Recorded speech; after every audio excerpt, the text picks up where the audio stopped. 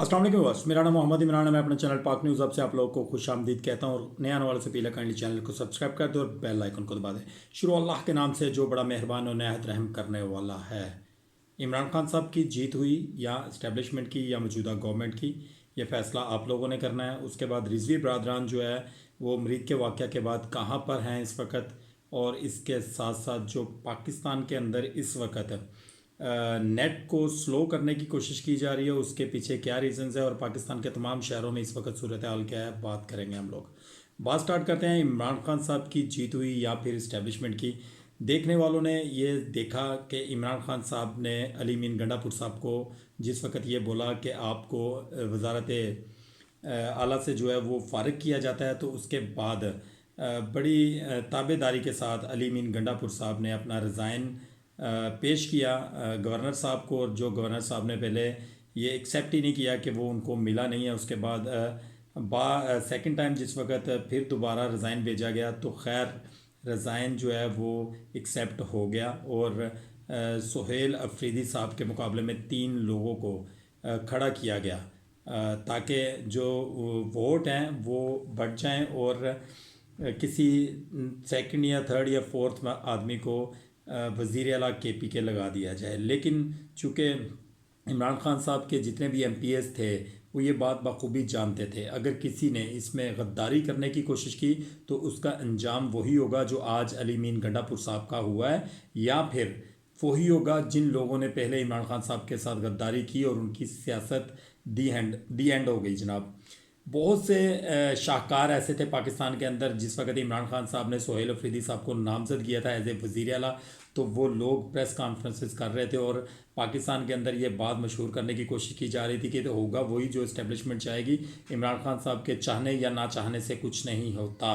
लेकिन इमरान खान साहब चूँकि वन मैन आर्मी है, वन मैन शो है, तो लिहाजा इमरान खान साहब के फैसले ने ये आज एक बार फिर साबित कर दिया कि इमरान खान साहब की जिस जगह पे गवर्नमेंट होगी वहाँ पे जो इमरान खान साहब चाहेंगे वही होगा। इमरान खान साहब ने सुहेल अफरीदी साहब को नामजद किया। आखिरकार सुहेल अफरीदी साहब ने कल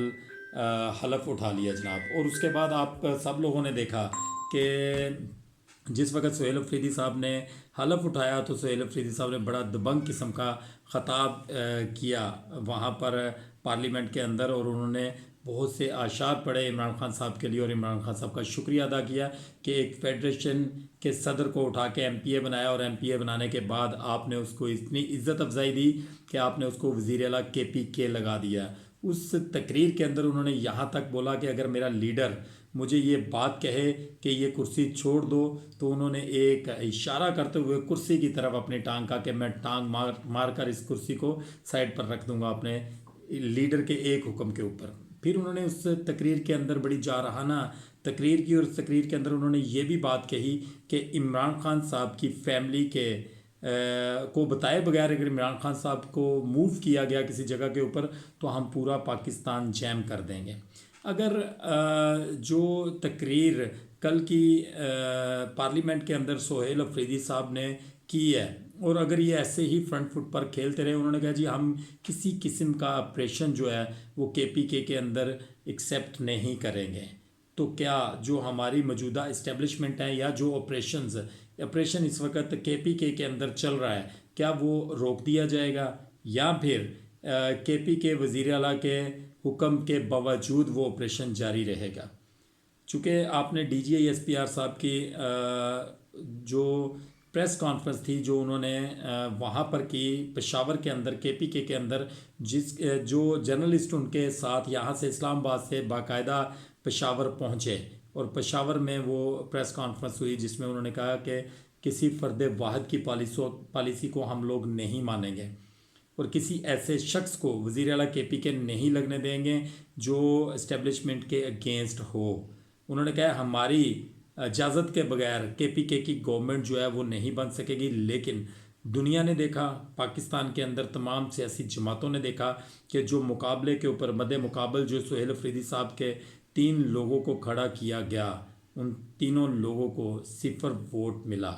स्वाति साहब ने जिस वक्त ऐलान किया तो उसके बाद मुबारकबादें मिलना शुरू हुई, और उसके बाद जनाब आज तक सुहेल अफरीदी साहब मुबारकबाद रिसीव कर रहे हैं। अब बात रह गई है हलफ उठाने की। गवर्नर साहब बहाने कर रहे हैं कि जी मुझे हेलीकॉप्टर दिया जाए, मुझे जहाज़ दिया जाए, मैं जो कराची आया हुआ हूँ तो मैं केपी के पहुँचूँ, इनका हलफ उठाऊँ। लेकिन इस वक्त जो कंडीशन है, अगर हलफ गवर्नर साहब नहीं उठाएंगे तो जनाब जो इस वक्त के मौजूदा स्पीकर हैं यानी कि स्वाति साहब जो है वो ये हलफ ले लेंगे इनसे। और मेरा ख्याल है कि एक आध दिन मज़ीद वेट किया जाएगा, अदरवाइज़ जो कौमी असम्बली के स्पीकर होंगे वो ये हलफ ले लेंगे इनसे। अब सिनेरियो यहाँ पे ये है कि जनाब अगर सुहेल अफरीदी साहब इस जारहाना इनिंग्स को जैसे उन्होंने कल स्टार्ट किया और इसी तरीके से खेलते हैं तो देखते हैं कि ये गवर्नमेंट मज़ीद इमरान खान साहब को कितना अंदर रख सकती है। बाय फोर्स आप इमरान खान साहब को बाहर नहीं निकाल सकते, लेकिन आप एक फोर्स के साथ यानी कि एक ताकत के साथ अगर आप इस मौजूदा गवर्नमेंट को ज़ोर लगाते हैं तो मेरा ख्याल है कि ये मौजूदा गवर्नमेंट इमरान खान साहब को ज़्यादा देर मज़ीद जेल के अंदर नहीं रख सकती और इमरान खान साहब को इनको बाइज़्ज़त तौर पर बरी करना पड़ेगा। चूँकि अली अमीन गंडापुर साहब अब साइड पर हो चुके हैं। आप लोगों ने कल पार्लियामेंट के अंदर वो तकरीर सुनी होगी जिस वक्त सुहेल अफरीदी साहब ने ये बात बोली कि अली अमीन भाई आप ने जिस अंदाज से अपना इस्तीफ़ा पेश किया और बार बार पेश किया तो मैं आपके उस जो आपने फ़ैसला किया उसकी तहे दिल से आपका शुक्रगुजार हूँ कि आपने इमरान खान साहब का साथ दिया। तो उसके ऊपर अली अमीन गंडापुर साहब की अजीब सी स्माइल देखने वाली थी जनाब। बंदा परेशान बैठा हुआ था, पूरी दुनिया ने देखा अली अमीन गंडापुर वाकई परेशान बैठा था कि ये वजारत उज़्मा अब सही बंदे के पास चली गई है, सॉरी वजारत आला अब सही बंदे के पास चली गई है। आप देखते हैं आने वाले दिनों में जो के वज़ीर आला है जो हलफ उठाने के बाद वो क्या इकदाम करते हैं तमाम तर पॉलिसीज़ के अगेंस्ट जो इस्टेब्लिशमेंट और फेडरल गवर्नमेंट की तरफ से एप्लीकेबल हो रही हैं इस वक्त मौजूदा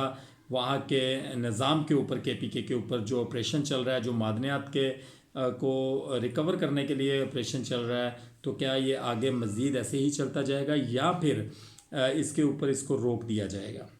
और इमरान खान साहब के बारे में जो मौजूदा हमारा वज़ीर आला के है वो क्या करता है। पाकिस्तान इस वक्त ऐसी नहज के ऊपर खड़ा है कि पाकिस्तान किसी भी ऐसी चीज़ का मुतहम्मल नहीं हो सकता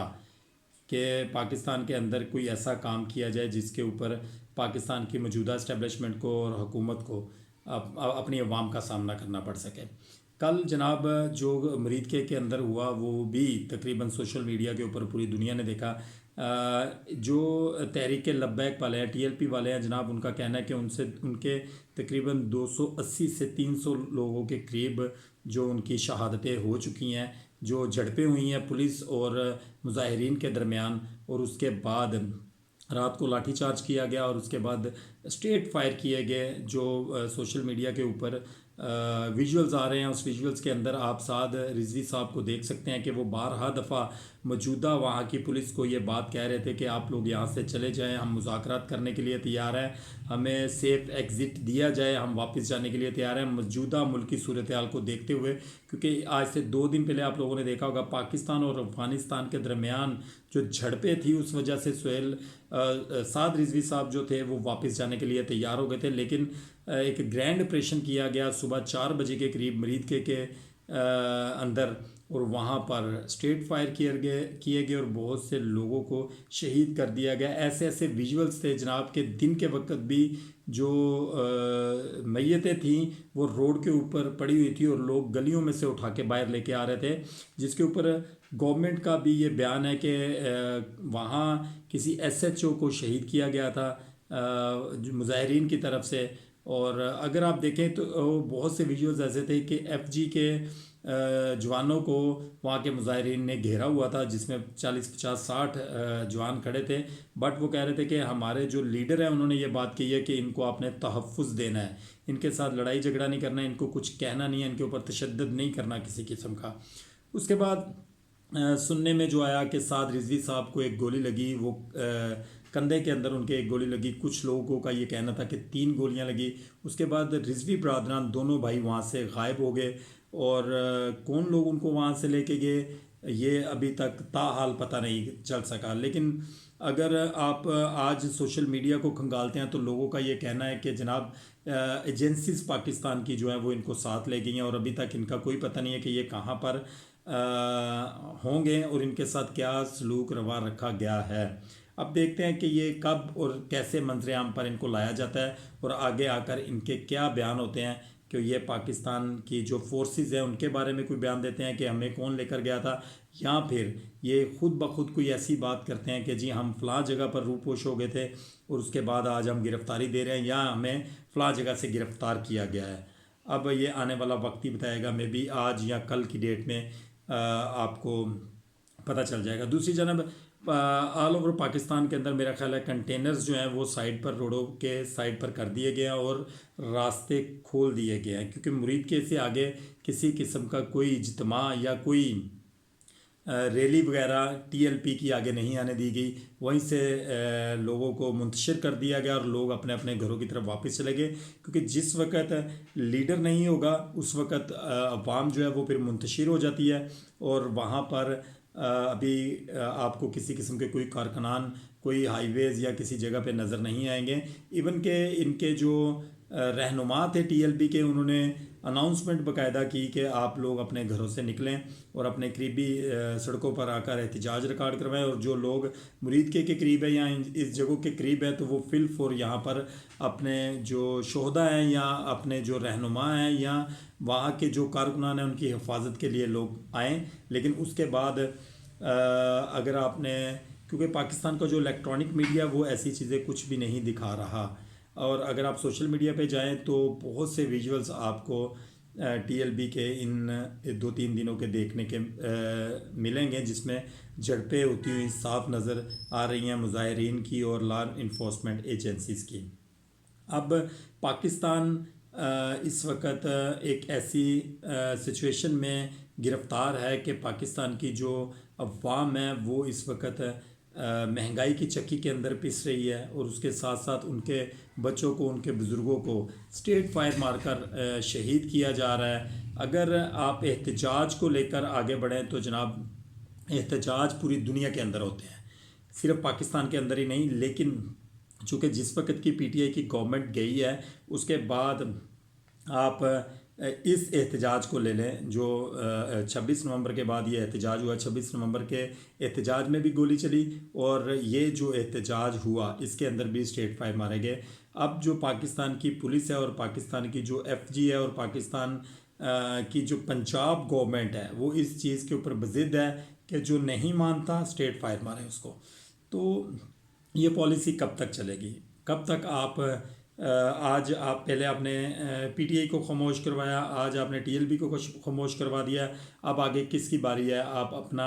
अरेंजमेंट कर लें, अब जिन जमातों की आगे बारी है। बाकी बहरहाल बाकी जमातें तमाम तर गवर्नमेंट के अंदर बैठी हैं। मेरा नहीं ख्याल कि कोई भी मज़ीद कोई जमात इस तरह का एहतजाज रिकॉर्ड करवाए जो पीटीआई ने या टीएलबी ने रिकॉर्ड करवाया। अब आगे जो पाकिस्तान के अंदर इस वक्त ये जो एहतजाज की सियासत हो रही है, आजकल जो गर्मा गर्मी बनी हुई है सियासत के अंदर, वो भी आप ये कह सकते हैं कि पाकिस्तान के अंदर कोई भूचाल ला सकती है। पाकिस्तान केपीके के अंदर चेंज होने वाली गवर्नमेंट, टीएलपी के साथ होने वाला वाक़या, ये आने वाले दिनों में कोई बड़ा एहतजाज इकट्ठा करने के लिए, ये लोग बड़े लोगों को इकट्ठा करने के लिए एक जगह पर इकट्ठे हो सकते हैं। लेकिन उसके लिए भी आप लोगों को ज़ाहिर बात है वर्किंग करनी पड़ेगी। विदाउट वर्क आप लोगों को नहीं निकाल सकेंगे। मेरी दुआ है कि अल्लाह ताला हमारे मुल्क के ऊपर किसी ऐसे हुक्मरान को मुसल्लत करे जो हमारे मुल्क को कानून, शरीयत और इस्लाम के मुताबिक चलाए। मेरी ये भी दुआ है कि अल्लाह ताला आपको और आपकी फ़ैमिली को महफूज रखे, जहाँ भी रहें खुश रहें। पाकिस्तान जिंदाबाद।